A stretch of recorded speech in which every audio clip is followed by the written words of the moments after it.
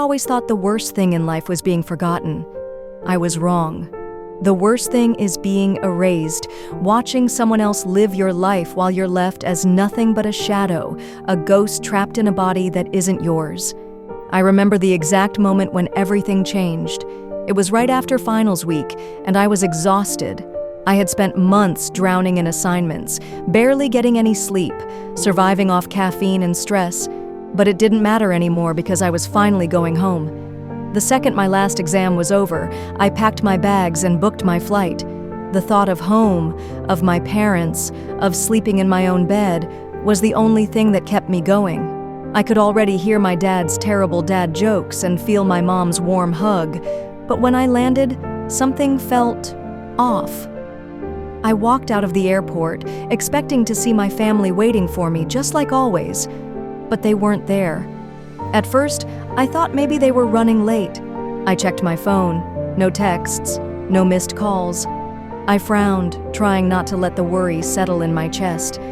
I sat down near baggage claim, watching other people reunite with their families, hugging, laughing, and heading home together. Time passed, but no one came for me. After an hour, I finally called my dad, straight to voicemail. I tried my mom. The phone rang, and for a moment I felt relief, until I heard that cold, robotic voice. "We're sorry, the number you have dialed is not available at this time." My stomach twisted. That had never happened before. I called again. Nothing. A heavy weight pressed down on my chest, making it hard to breathe. My parents always answered. Always. I tried my dad's number one more time, and this time, it rang. My pulse quickened as I heard his voice. "Hello? Dad? Finally. Where are you? Did you forget to pick me up?" There was silence, a long, heavy pause. Then, in a voice that sent a chill down my spine, he said, "I'm sorry." "Who is this?" I let out a nervous laugh. "Dad, stop messing around. It's me, Maya. I just landed. Are you coming or not?" Another silence, longer this time. Then, in a voice so cold it didn't sound like him, he said, "I think you have the wrong number." The call ended. I stared at my phone, my hands shaking. This had to be a joke. Some dumb prank. I called back, voicemail, again.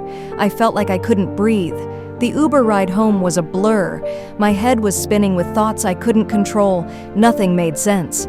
When I finally arrived at my house, I let out a shaky breath.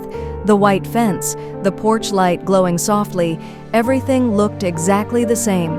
For a moment, I thought I had imagined it all.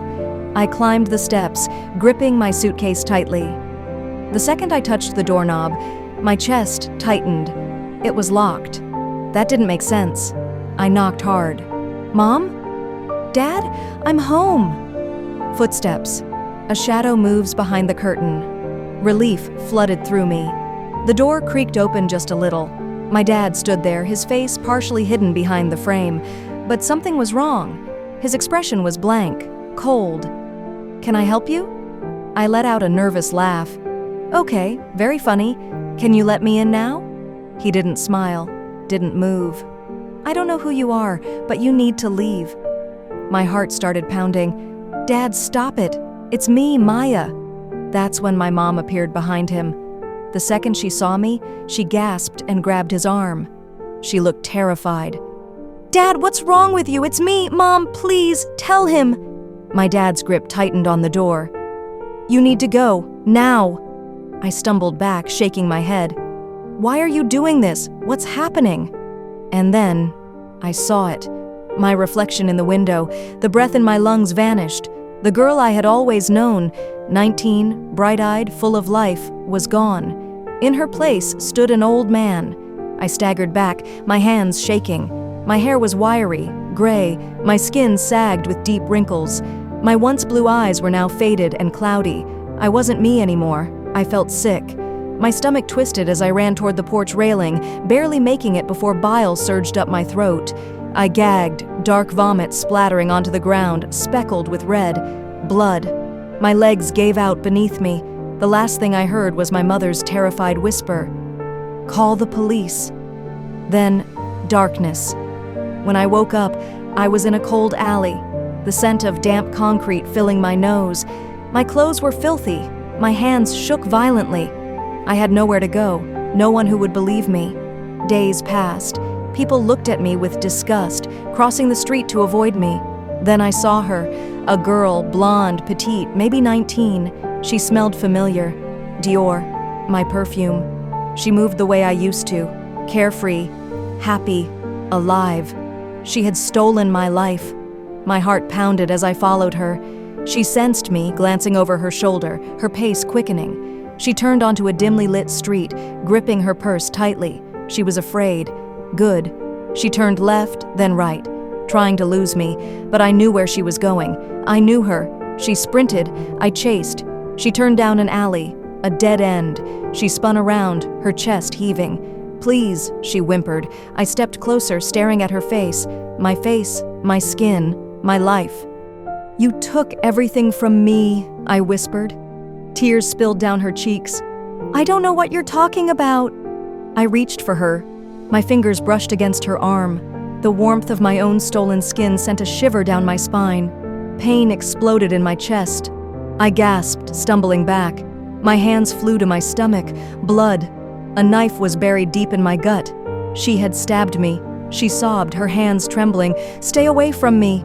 She ran. Her silhouette disappeared into the night, taking my life with her. I collapsed onto the cold pavement, my vision blurring. The world around me faded. When I opened my eyes, I was in a hospital bed. The beeping of machines echoed around me. A nurse hovered nearby, adjusting something on the IV. "You're lucky to be alive," she murmured. I barely heard her. I turned my head toward the window, my breath catching in my throat. An old man stared back at me. His skin was wrinkled, his body frail, his eyes empty. But it wasn't a stranger. It was me. Panic swelled in my chest. This wasn't real. This couldn't be real. I had lost everything. My name, my face, my life. And out there somewhere, she was living it. No one would ever believe me. Because to the world, I wasn't Maya anymore. I was just another nameless old man. What would you do if you woke up in someone else's body? Let me know in the comments, and don't forget to like, share, and subscribe for more mind-bending stories.